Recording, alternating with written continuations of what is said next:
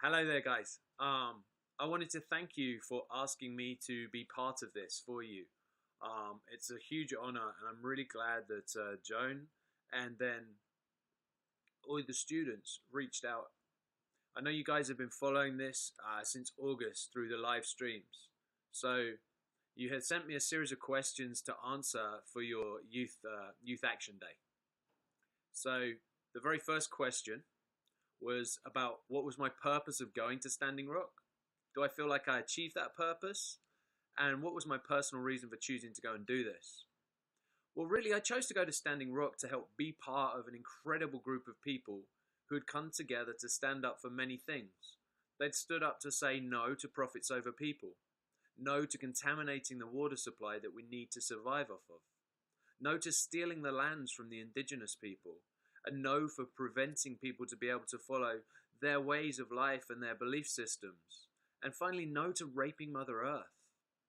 So in going to Standing Rock, I guess I didn't have a personal specific purpose for me.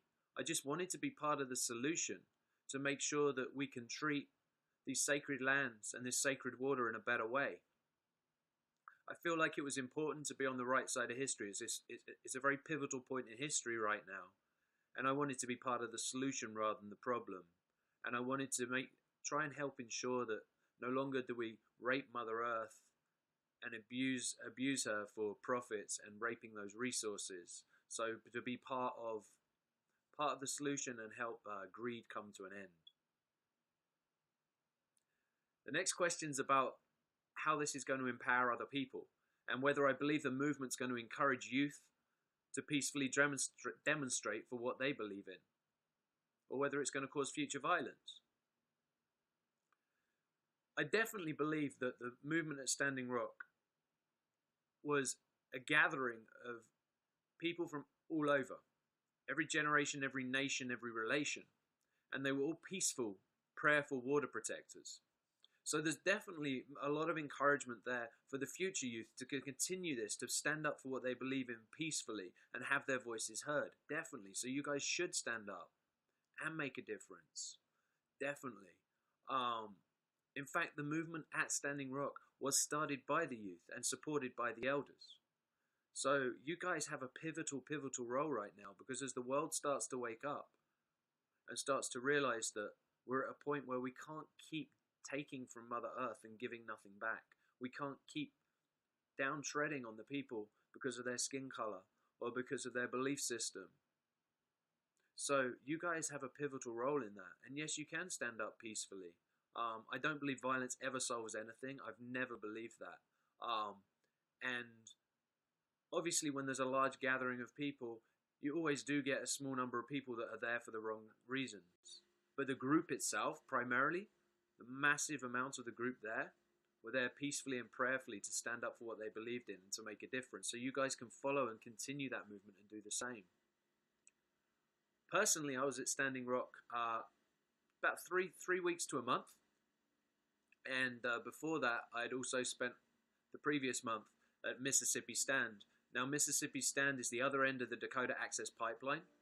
And it's where they were drilling underneath the Mississippi from the Iowa side to the Illinois side to lay that pipe under the river. So I was down there with a small group of water protectors there, standing up for what they believed in and trying to make sure that this pipeline wasn't completed. This next question's really hard. You asked me what abuses, both civil and human rights, I witnessed, who was committing the abuses, and how did the protectors respond? This is a really hard question to answer, because just thinking about it brings tears to my eyes and brings a sick feeling in my stomach. I saw so many things. I saw so many things that I never ever expected to see in my life. In many ways, coming back from Standing Rock, it felt like I'd been at a war zone as opposed to a peaceful protest. Now, I know you've been following the events since August yourselves. You've been looking online and you've been reading the articles and seeing the videos. But let me tell you, nothing can prepare you for actually being there in person and seeing some of the civil and human rights atrocities that were committed. Particularly the things that I saw were on the night of November 20th, morning of November 21st.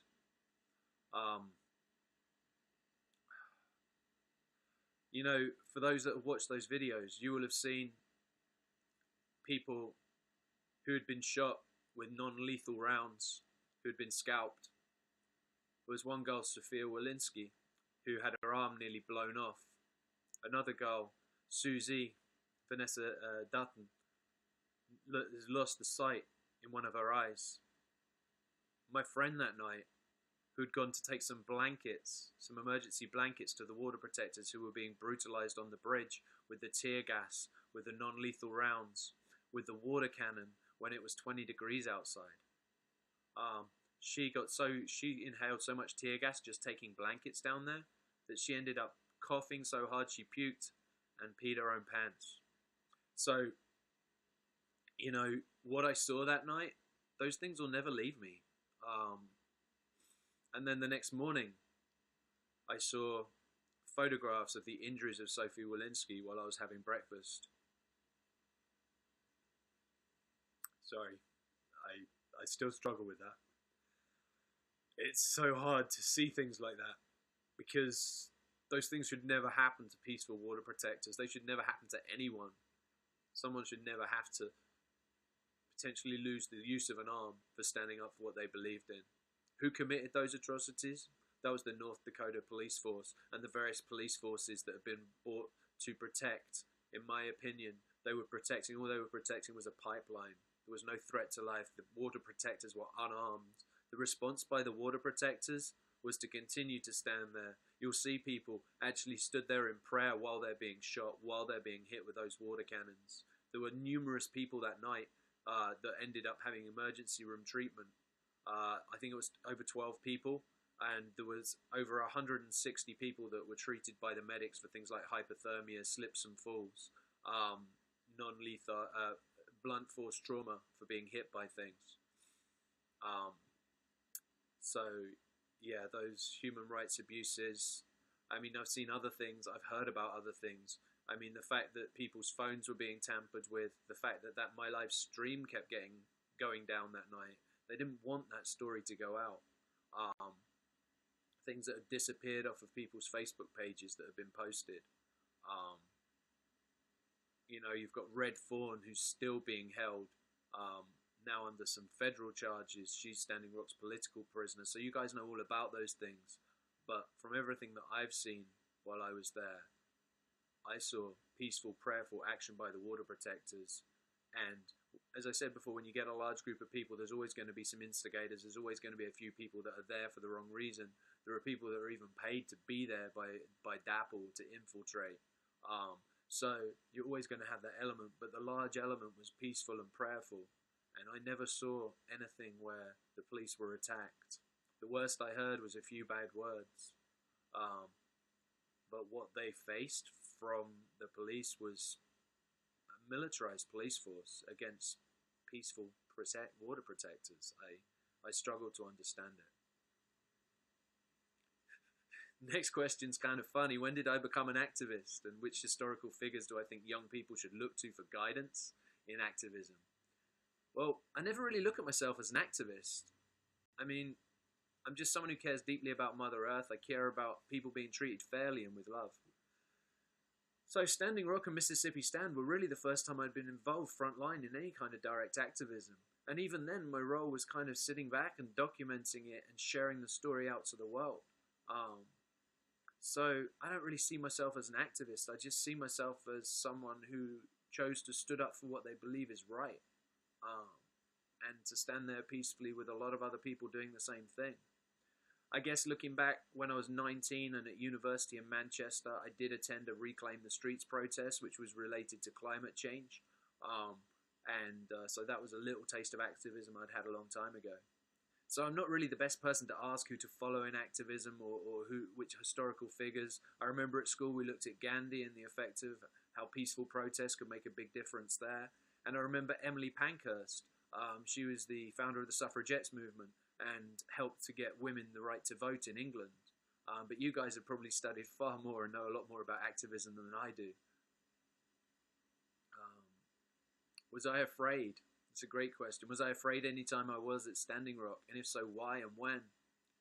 Yeah, I was definitely afraid. It scared me to see people being brutalized, peaceful unarmed people being brutalized by a militarized staff police force. I still find it hard to watch those videos. Those heart-wrenching cries of medic that I heard that night on the 20th and the 21st. The visions that I see of the pictures of Sofia Walensky's injuries.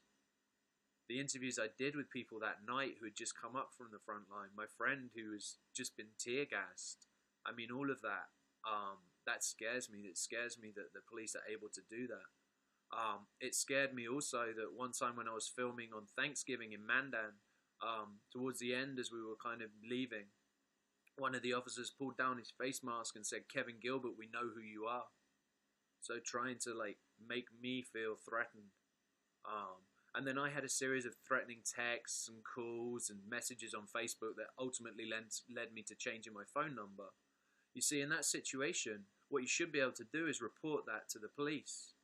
But who could I report it to? Because those police were the same people that had called me out by name at the protest. So where did I have to go? So yeah, I did feel scared. You know, that's just part of it. But I'm glad I was there, and I'm glad I was able to document what happened, and I'm glad I was able to be part of it, just a small part of it, to make a difference. So you're now asking kind of what the future do I see for independent media and personal media, and what are they going to play in the world, and why? You see, I think the role of independent and personal media is huge, and it's going to be huge ongoing, and here's why. Look at who actually reported on what was happening at Standing Rock. Was it the mainstream media? No, it wasn't. In fact, the mainstream media that night got hold of me and various other people and asked to use our footage of what was happening there.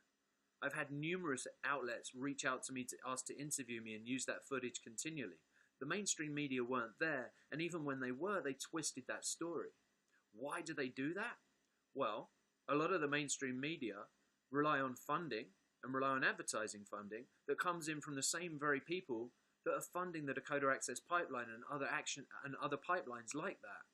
So consequently, the news that comes out is very skewed and doesn't represent the truth.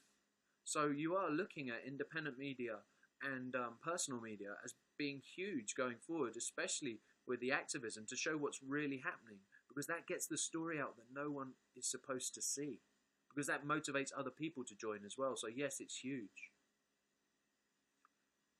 You ask why this particular cause is important to not just me, but the world?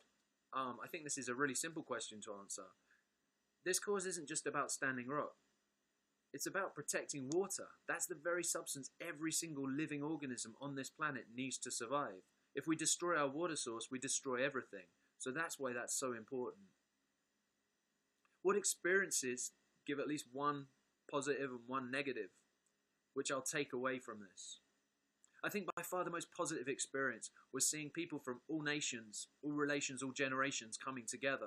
Not only all the different nations for the first time coming together from the indigenous and working together, but people from all over the world, all over the country. I spoke to people from London, Ireland, Australia, New Zealand, Papua New Guinea, Israel, France, Colombia, and they're just the ones I remember. And seeing everyone work together, to put a camp together, to cook together, to do peaceful, prayerful action together, to support each other. They had the medics, they had the healers there. You had everything there that you needed. It was like a mini community showing how the world could live and should live in love and peace and unity. And by far the biggest negative is just seeing the violence that was committed against those people by the very people that are supposed to stand up and protect and serve the people, not big money and not big profits and not big oil. So, you know, those horrifying sounds from the bridge and those images, they're going to be with me for the rest of my life. They will never go. What message do I want to send to the kids, the world, and the future, for the future? It's really simple, guys. It is up to you. Here's the message. It's up to you. This planet is in desperate need of people to stand up and protect her. We're put on this earth, in my opinion, and the opinion of many other people, not as owners, but as caretakers. We have a mission here, and that's to leave this place as good, if not better, as when we found it, so the future generations have the same blessings we have. Unfortunately, the previous generations have done an awful job at that, and the planet's in dire need of help. And you are the guys that can help. You're the ones that can stand up and make a difference. You can peacefully stand up and say no more raping Mother Earth, no more using oil. There's many other ways that we can go forward. There's many other energy sources. There's many other ways to live. Do we have to live in huge cities? Do we have to spend so much time at work, or other ways to live? Are we just serving a system that no longer works? They're all questions you can answer. And if you come to the answer that no, the system doesn't work, then you can stand up peacefully and you can choose to make a difference. So I think the good news is that more and more people are waking up, and they're recognizing this, and they're prepared to stand peacefully at your side. So you as the youth can lead this and continue this and make sure that Mother Earth is no longer abused and that we can live in love and unity.